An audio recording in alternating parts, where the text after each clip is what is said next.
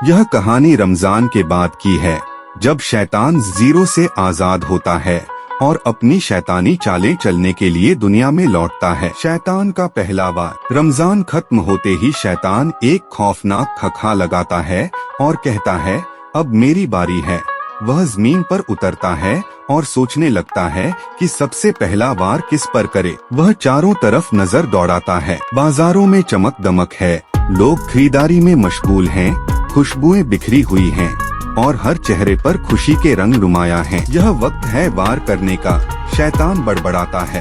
उसकी नजरें एक नौजवान पर जा ठहरती हैं, जो रमजान में नमाजी बन चुका था, मस्जिद का रास्ता अपनाया था और गुनाहों से दूरी इख्तियार की थी। शैतान दिल में मुस्कुराते हुए सोचता है, यह बेहतरीन शिकार है, इसे दोबारा अपनी राह पर लाना होगा। शैतान उस नौजवान के कान में सरगोशी करता है, तुमने काफी इबादत कर ली, अब कुछ आराम कर लो, दोस्तों के साथ जश्न मनाओ, वैसे भी ईद खुशियों का दिन है।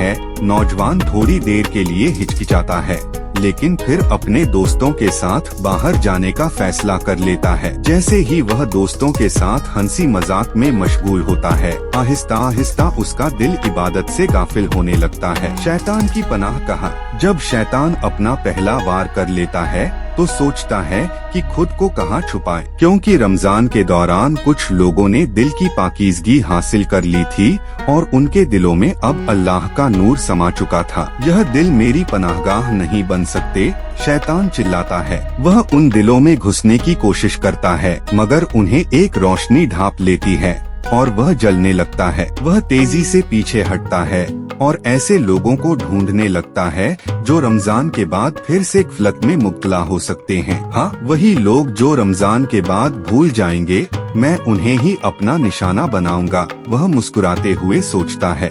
शैतान की जीत या हार। शैतान लोगों के अंदर वसवसे डालने लगता है, उन्हें बेपर्दगी, हसद, झूठ और गफलत में धकेलने की कोशिश करता है। कुछ लोग उसके जाल में फंस जाते हैं, मगर कुछ मजबूती से अपने ईमान पर कायम रहते हैं। एक बूढ़ी औरत जो ईद की नमाज के बाद दुआ में मशगूल थी, शैतान को देखकर मुस्कुराकर कहती है, जाओ शैतान, तुम्हारे वार अब हम पर नहीं चलेंगे, रमजान के बाद भी हमारा रब हमारे साथ है। यह सुनकर शैतान गुस्से में भड़क उठता है और चिल्लाता है, यह जंग अभी खत्म नहीं हुई, और वह एक और शिकार ढूंढने निकल पड़ता है।